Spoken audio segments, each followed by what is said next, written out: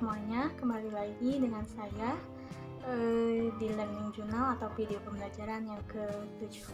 Nah, kali ini saya akan sedikit membahas tentang format penulisan, lalu ada logika bahasa, dan rasionalisasi data dalam film dokumenter.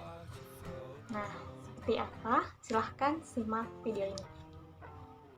Nah, yang akan kita bahas untuk pertama ini yaitu tentang penulisan, format penulisan.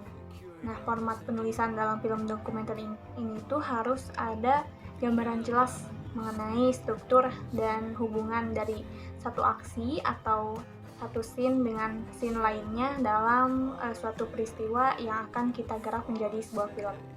Nah, untuk mewujudkan hal itu, kita harus melakukan 4 tahapan dalam format penulisan ini.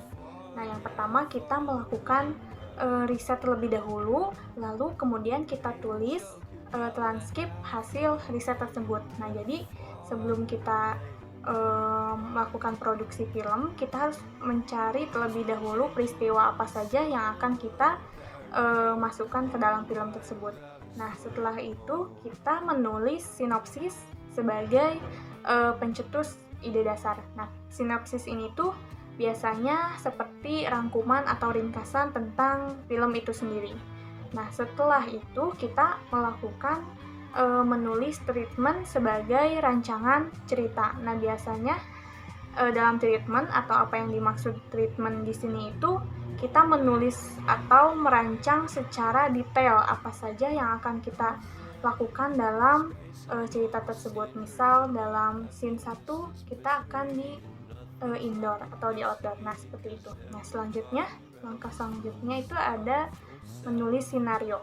Skenario setelah hasil riset yang pertama tadi itu diperiksa ulang. Nah, jadi sebelum ketiga tahap itu benar-benar sudah jadi 100%, nah kita bisa langsung menulis skenario. Kecuali kalau memang ada yang ingin ditambahkan atau dikurangi, kita belum bisa menulis skenario film dokumenter tersebut. Nah, selanjutnya tentang bahasa, logika, dan bahasa. Nah, bahasa itu kan merupakan alat berpikir yang apabila kita kuasai dan digunakan dengan tepat itu, maka akan bisa membantu kita memperoleh kecakapan untuk berpikir dan berlogika dengan tepat.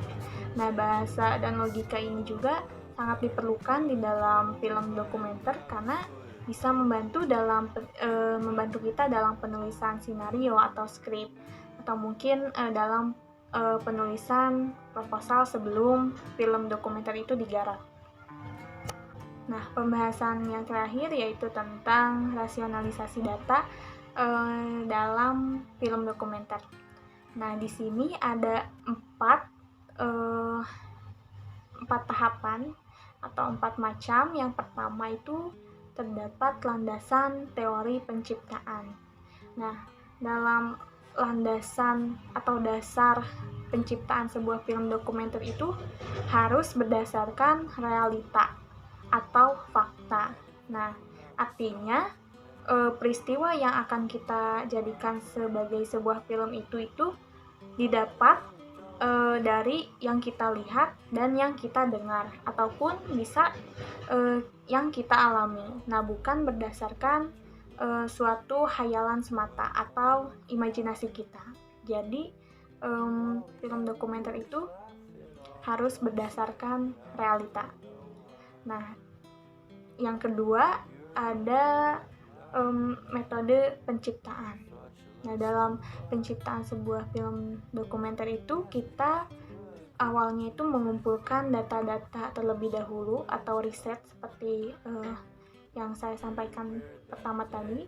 Nah, pengumpulan data ini itu sebanyak-banyaknya agar dalam pembuatan film ini tuh sempurna dan tidak ada yang terlewatkan. Nah, dalam pengumpulan data ini juga bisa dilakukan dengan cara wawancara atau mungkin literasi buku atau pengamatan gagasan karya. Sebuah seni atau sebuah karya itu kan merupakan sebuah hasil yang diciptakan dari sebuah gagasan dan ide terhadap suatu peristiwa yang dilalui. Nah, dalam film dokumenter ini juga awalnya kita pasti atau sutradara itu pasti memiliki gagasan atau ide ingin membuat film dokumenter yang seperti apa, atau ingin membuat film dokumenter dari kejadian atau peristiwa seperti apa. Nah, maka dari itu sebuah gagasan atau ide ini tuh bisa sangat diperlukan dalam penggarapan sebuah film dokumenter. Nah, yang terakhir itu ada proses penciptaan. Nah, di sini setelah kita melalui berbagai tahapan dan langkah-langkah seperti dalam format penulisan ada riset, sinopsis, dan sebagainya. Nah, di sini kita bisa langsung ke tahap produksi. Nah, setelah kita menemukan fenomena dari gagasan dari ide kita, lalu kemudian kita merumuskan ide. Nah, setelah itu kita bisa melakukan produksi film dokumenter itu sendiri. Nah, sebelum melakukan rekaman video atau audio di tahap produksi, nah kita melakukan tahap praproduksi terlebih dahulu. Atau sebelum produksi ini tuh kita harus ngapain sih? Nah, di situ kita mungkin bisa menyiapkan apa-apa saja yang kita butuhkan di produksi nanti. Nah, setelah semuanya sudah siap, kita bisa langsung melakukan shoot atau pengambilan gambar untuk film dokumenternya. Nah, setelah praproduksi sudah, lalu produksinya juga sudah kita jalankan. Nah, terakhir kita melakukan ada tahapan pasca produksi. Nah, di sini lebih ke tahapan editing video itu sendiri. Nah, di sini semua gambar atau semua audio yang kita udah garap atau udah kita tangkap, kita satukan di tahap editing ini. Nah, setelah semua ketiga tahap pasca produksi, lalu produksi dan dari praproduksi terus ke produksi dan pasca produksi sudah dilaksanakan, dan kita sudah merasa puas, dalam artian kita merasa film itu sudah cukup, sudah bagus. Nah, kita sudah bisa menayangkannya ke halayak umum.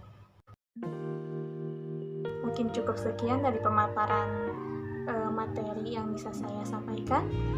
Kurang lebihnya mohon maaf.